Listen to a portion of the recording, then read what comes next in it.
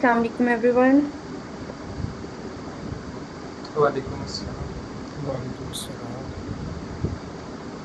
How are you all? अल्हम्दुलिल्लाह ma'am. That's good. I think हमने काफ़ी वेट कर लिया है, 6 मिनट्स हो गए हैं, तो टाइम की पाबंदी जो है ना वो सबसे ज़्यादा ज़रूरी है, क्योंकि हमने फिर नेक्स्ट सेशंस भी अपने कर लेने होते हैं। तो हम अपना आज का सेशन स्टार्ट करते हैं। जी Okay, it's Rabia Noreen and I'm working as a lecturer in Rifa International University from uh, last 3 years, and I did masters in English linguistics and literature from Rifa International University Faisalabad campus, and after that I did MPhil in English linguistics from Rifa International University Faisalabad campus, and I did English language course from Nomal University, and again did speaking course from Kaplan campus, Faisalabad campus, and after that I did English language diploma from Nomal University Faisalabad campus. So it's our second class, basically it's our first class। पहले हमने थोड़े से skills को discuss किया था, तो आज हम अपना जो है ऑफिशियली डे 1 से जो है ना वो स्टार्ट करते हैं। And I am very excited for today's sections because it is the day 1 of our 30 days journey. I hope you guys also will be very excited for this. Okay guys, let me share this my screen. 1 minute.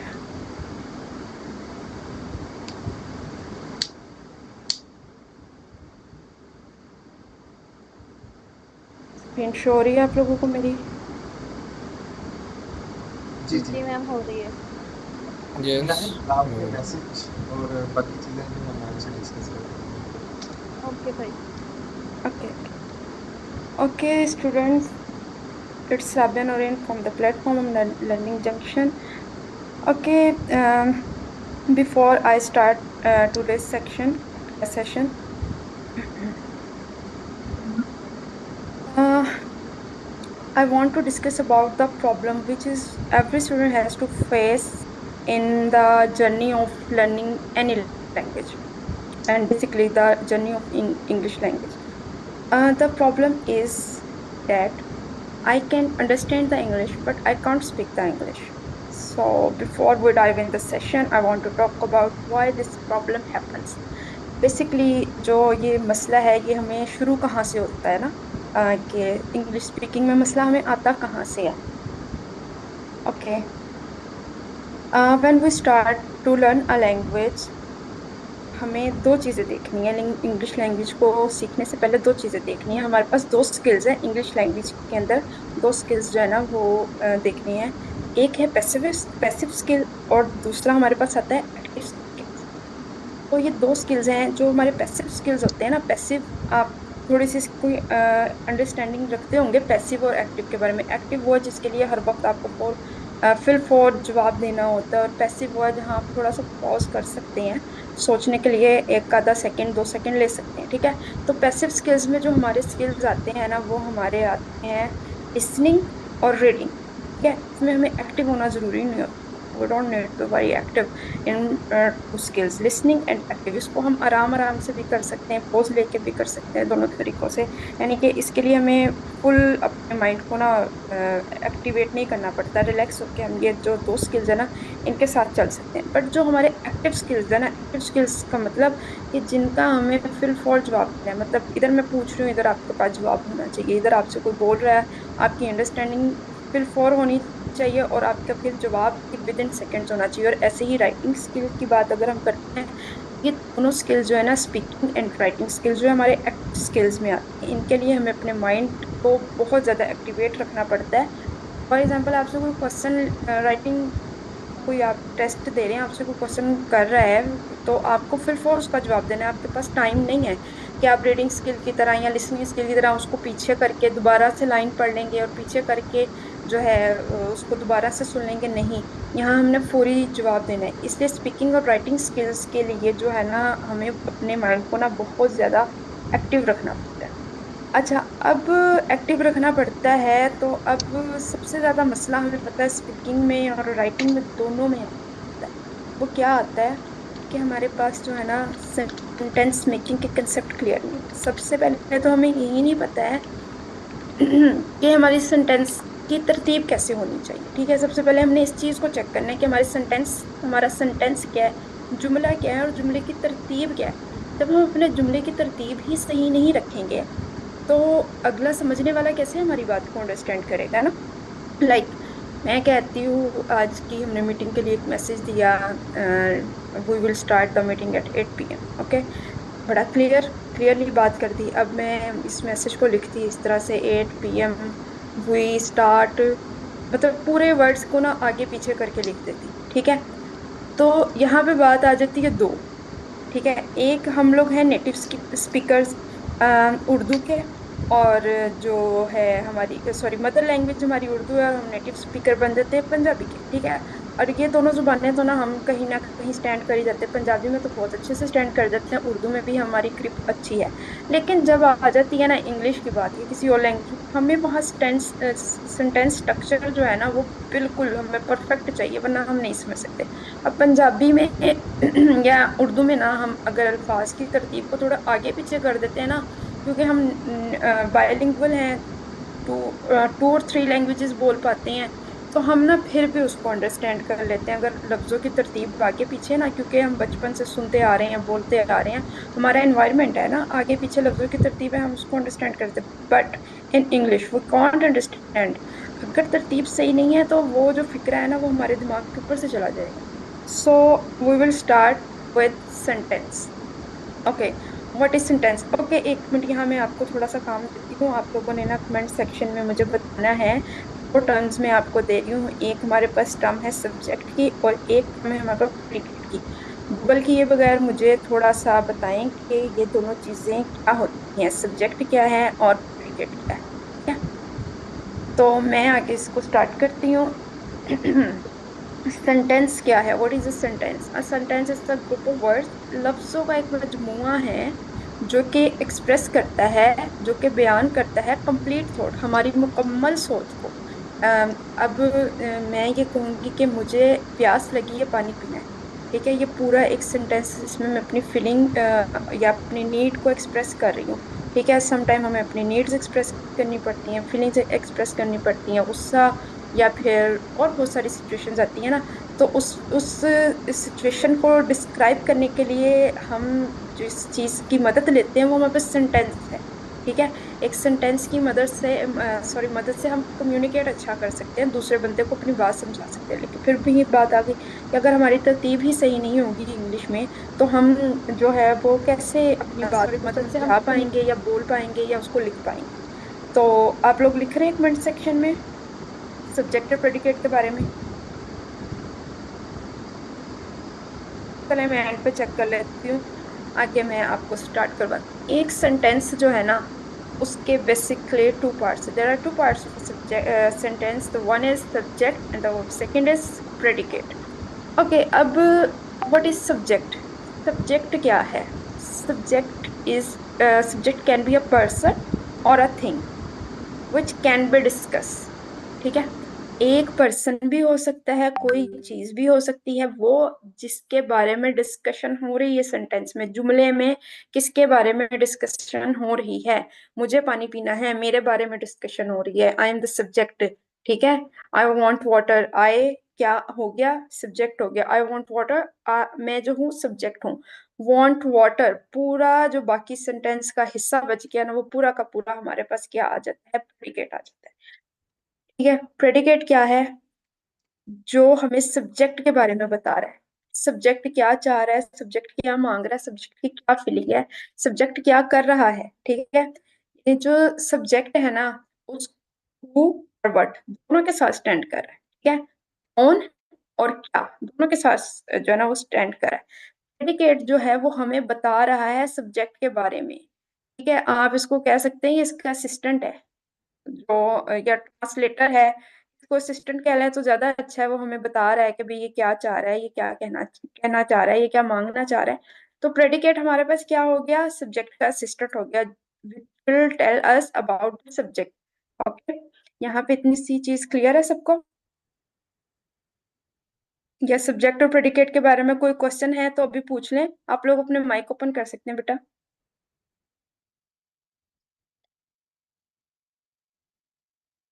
अच्छा ma'am, इसमें subject I है। मैं पानी पीना चाह रहा हूँ, तो मैं पानी एक सब्जेक्ट है या मैं जो ना मैं सब्जेक्ट है? मैं मेरी चाहत है ना ये, कि आई वॉन्ट वाटर। पानी मुझे नहीं चाह रहा है, मैं पानी को चाह रही हूँ। ठीक है। ठीक है। तो यहाँ पर एक मैंने एग्जांपल दी, द कैट इज स्लीपिंग। यहाँ पे कैट जो है वो सब्जेक्ट है, बाकी का सारा सेंटेंस बच जाता है हमारे पे, वो प्रेडिकेट हो जाता है। तो अब यहाँ पे आप लोग कंफ्यूज हो गए होंगे, क्योंकि हमने जो है ना वो बचपन से पढ़ा है, सेंटेंस स्ट्रक्चर पढ़ा हुआ है ना, subject plus verb plus object का, जिसको हम कहते हैं S plus V plus O. याद है आप लोगों को? यस बच्चों मैम, याद। याद है? जी हाँ, जी इस मैम। वाले स्ट्रक्चर को पढ़ा है। लेकिन अब हम चीजों को ना थोड़ा मॉडर्न कर दिया हमने, अब हम सब्जेक्ट और प्रेडिकेट पे आ गए। अब जो प्रेडिकेट है ना, ये तो हमने पूरी एनाटॉमी पढ़ ली ना, इसकी सेंटेंस की एनाटॉमी हम करने लगे हुए हैं। ठीक है। इस सेंटेंस की एनाटॉमी की सब्जेक्ट और प्रेडिकेट के साथ। सब्जेक्ट जो है ना वो बेचारा मासूम है, जो प्रेडिकेट है ना ये इसने हमें काफी तंग करना है। इसकी एनाटॉमी जो है हम ना नेक्स्ट क्लास में पढ़ेंगे। अब हम चलते हैं इनकी एग्जाम्पल्स की तरफ। अच्छा, इसके जो दो पार्ट्स हैं, सब्जेक्ट और प्रेडिकेट, दोनों ही जो हैं इसकी बैक, एक बगैर भी जो है ना ये खड़ा नहीं हो सकता। ठीक है। ये कह लें कि साइकिल के जो दो पहिए हैं ना, सब्जेक्ट और प्रेडिकेट दोनों ही इंपॉर्टेंट है। अगर साइकिल का एक टायर भी पंक्चर हो जाता है या मिस है, सेंटेंस जो है वो स्टैंड नहीं कर पाएगा। Is it clear? बच्चों रिस्पॉन्स दें, माइक ओपन करें। यस यस मैडम, यस करिए। Okay yes okay ma'am, okay yes. Okay okay okay, that's good. Okay, अब ना मैंने ना यहाँ पे इसको चार तरीके से ना कैटेगराइज किया है, सेंटेंस सॉरी सब्जेक्ट को और प्रेडिकेट को। वो किस तरह से? एक मैंने इसको पकड़ा है नाउन से। ठीक है। नाउन अगर हमारे पास है, नाउन यहाँ पे क्या है? रैम। ठीक है। Ram is running fast. RAM जो है वो बहुत तेज भाग रहा है। ठीक है। अब जो रैम है, नाउन, नाउन किसी भी चीज, शख्स या जगह के नाम को कहते हैं। ठीक है।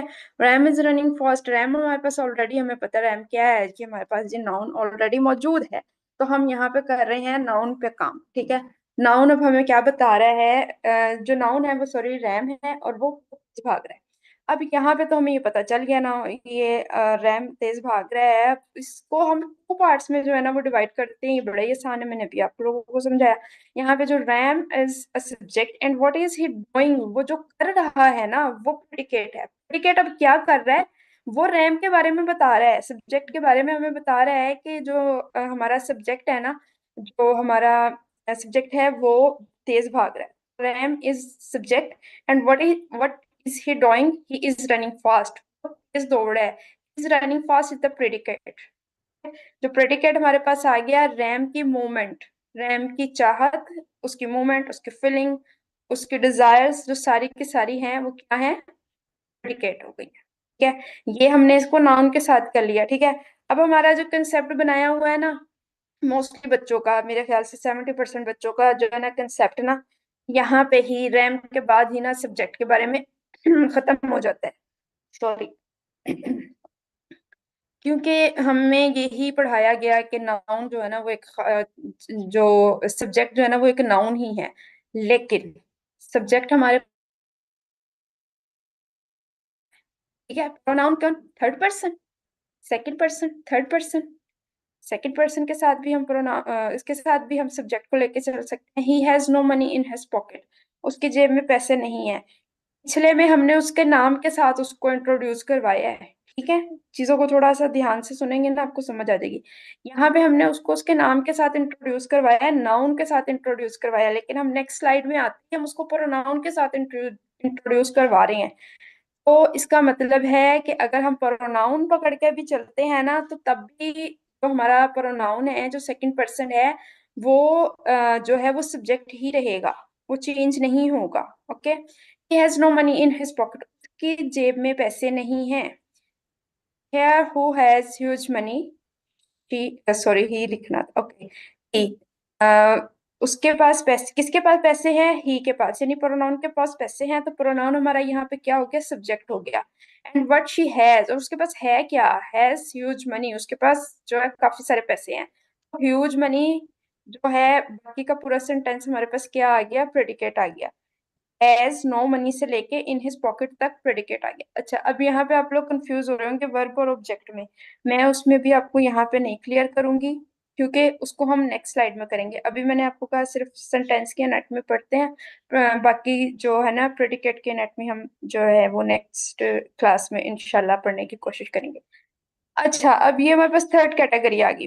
पहली कैटेगरी क्या थी, नाउन के साथ हम स्टैंड कर रहे थे सब्जेक्ट के लिए। सेकंड कैटेगरी में हम सिर्फ स्टैंड किया हमने उसके साथ, प्रोनाउन के साथ। ओके, अब हम यहाँ पे नाउन फ्रेज के साथ स्टैंड करेंगे।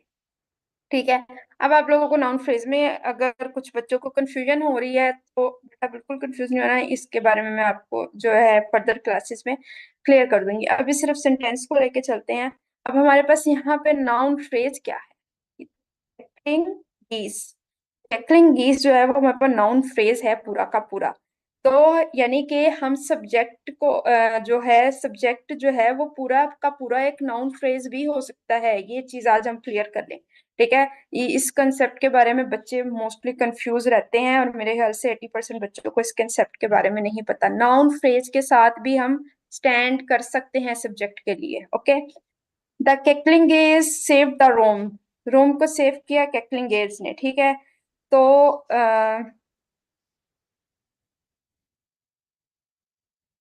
ओके, सॉरी बेटा, थोड़ी सी मैं यहाँ कंफ्यूज हो गई हूँ। The cackling of geese save the Rome, यहाँ पे हमारे पास द केकलिंग ऑफ गेज जो है वो हमारे पास प्रेडिकेट है। ओके, सेव रोम, रोम के बारे में बात हो रही है। रोम जो हमारा सब्जेक्ट है। ठीक है, ये नाउन फ्रेज है द केकलिंग गेज, और जो सेव रोम है वो हमारा जो है सब्जेक्ट है। अच्छा, यहाँ पे जो इस सेंटेंस में मैं आप लोगों को क्लियर करना चाह रही हूँ वो ये चीज है कि प्रेडिकेट पहले भी आ सकता है और सब्जेक्ट बाद में भी आ सकता है। दोनों कंडीशंस जो है वो हमारे पास हमें अलाउ है इंग्लिश में समटाइम। लेकिन जो एक रूल है ना वो यही है कि पहले सब्जेक्ट आएगा फिर हमारे पास प्रेडिकेट आएगा। ऊपर वाले दोनों जो एग्जाम्पल्स में हम यही करके आए हैं, पहले हमने सब्जेक्ट को पकड़ा फिर प्रेडिकेट को पकड़ा, जबकि हम यहाँ पे पहले प्रेडिकेट को पकड़ रहे हैं और फिर सब्जेक्ट को पकड़ रहे हैं। So this is totally okay अगर हम इस तरह से भी सेंटेंस को लेकर चलते हैं।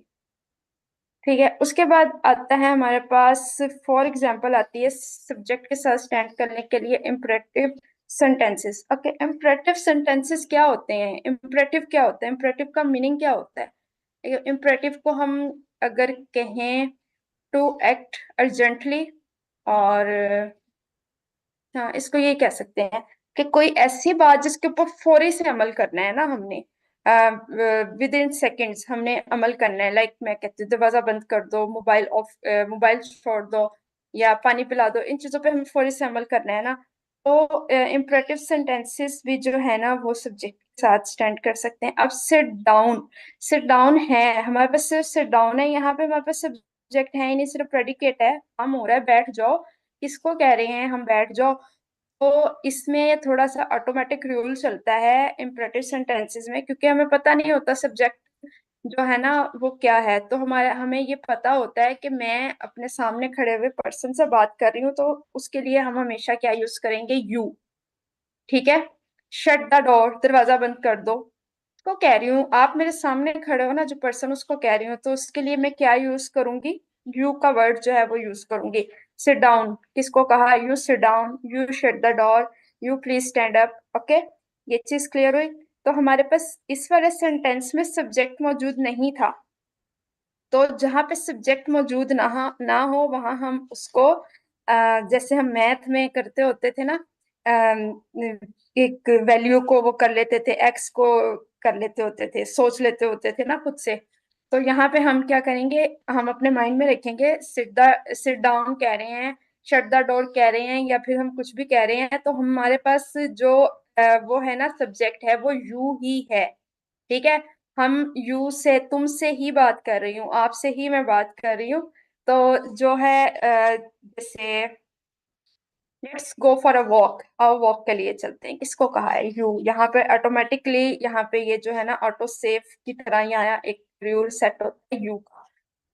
ठीक है, यहाँ तक आप लोगों को चीजें क्लियर हुई हैं। अच्छा, मैं यहाँ पे एक रिमाइंडर आप लोगों को देना चाहूंगी, वो ये है कि सब्जेक्ट, इसको बल्कि मैं एंड वाली स्लाइड में ऐड कर दूंगी, वो ये रिमाइंडर है कि सब्जेक्ट जो है ना वो तीनों चीजें हो सकती हैं। मैंने आपको पहले भी बताया, नाउन भी हो सकता है, प्रोनाउन भी हो सकता है, और नाउन फ्रेज भी हो सकता है। और in case of imperative sentences हम स्पोज भी कर सकते हैं, नाउन को, सब्जेक्ट को स्पोज भी कर सकते हैं, यानी कि यू को हम स्पोज भी कर सकते हैं। Let's go for walk, sit down, stand up. तो इन सब जगहों पे हम किससे बात कर रहे हैं? आपसे बात कर रहे हैं, तो यहाँ पे हम क्या यूज करेंगे? यू। ओके बच्चों, यहाँ तक की आज की मेरी स्लाइड्स हैं। यहाँ तक आपका कोई क्वेश्चन है तो let me know. You can unmute your mic. Clear है मैम। जी मनाहिल, आप कुछ बोली हैं? जी जी, मैंने कहा मैम क्लियर है यहाँ तक। क्लियर है? और बेटा जी किसी का भी कोई क्वेश्चन है तो आप लोग पूछे। मुझे जी पता है ये मैम, चीजें थोड़ी सी मुश्किल है। नॉन फ्रेजेस के अंदर आपने बताया है कि रोम जो है वो सब्जेक्ट है हमारा, ऐसे ही ना मैम? जी जी बेटा। तो बाकी जितने भी मतलब फेसेस आते हैं उसके अंदर हमने मतलब स्पेसिफिक नाम चीज़ों को हमने फोकस करना है इसमें, सब्जेक्ट में। मतलब ये स्पीकिंग में हमारे कैसे नहीं, मतलब रिस्पॉन्स करेगा? देखो, रोम क्या है? मुल्क है। जी नाउन क्या है? किसी सॉरी, किसी भी चीज, जगह या शख्स का नाम क्या है? नाउन है। द नेम जी ऑफ एनी पर्सन, प्लेस और थिंग। तो रोम हमारे पास क्या हो गया? प्लेस हो गई। जी, तो हमने फोकस किसको करना है? नाउन को। नाम को। नाउन को नहीं, तो मैं इसको बेसिकली स्पीकिंग के अंदर मैं देखना चाह रहा हूँ कि इस पे हमने क्या मतलब जोर लगाना है बात करते हुए, ये फोकस करना क्या है इस पे, रेलिवेंट कैसे किस बनती पे? है मतलब किस पे ड्यूरिंग बेटा? स्पीकिंग, दोबारा आप मतलब अपना question. If I want to speak on this topic, तो क्या? Should I focus on the Rome, और जब मैं वी ये सेंटेंस वी शुड बोलने। Focus on the Rome. Okay, we will focus on the Rome. बाकी रोम पे पूरा फोकस सेंटेंस को करेंगे ना। मतलब लीनियट रखना है, बाकी इसके ऊपर फोकस करना है, ये हाँ जी, मतलब फोकस। हाँ जी, बिल्कुल बिल्कुल ऐसे ही है। और किसी बच्चे का क्वेश्चन है? जी मैडम, मैं क्वेश्चन करना चाह रहा हूँ। देखिए, जी जी। ये जो वो राउंड वाली सर स्लाइड आपकी है। आवाज क्लियर नहीं है। एक minute madam, just one moment, there must be some problem. अच्छा, अब ठीक है आवाज मैडम? जी जी, आवाज आपकी ठीक है आवाज अब? ठीक है। अच्छा, जी चलिए, ठीक है। मेरे माइक में कोई इशू था, मैंने इसको चेक किया। अच्छा मैडम, वो स्लाइड जरा निकालिए राउंड वाली। अच्छा, ये मैडम देखिए ना, द क्रैकलिंग ऑफ की सेव्ड रोम। रोम की बात कर रहा है, तो यहाँ ये सब्जेक्ट कैसे हुआ? हम्म सेंटेंस तो मैं क्लियर समझ गया। तो देखिए, द हम्म। क्रैकलिंग ऑफ की सेव्ड रोम। रोम मुझे एक सब्जेक्ट से ज्यादा ऑब्जेक्ट की फॉर्मेट में नजर आ ऑब्जेक्ट के फॉर्मेट में नहीं है, ये सब्जेक्ट के फॉर्मेट में हमारे पास यहाँ पर है, क्योंकि देखिए मेरी बात सुनिए, हम क्या कह रहे हैं कि रूम को सेव किया गया। किसके मुतालिक बात कर रहे हैं? रहा। रोम के मतलब, मैंने आपको रोम के मुतालिक बात कर रहे हैं ना। हमारा सब्जेक्ट जो है ना वो यहाँ पे रोम है।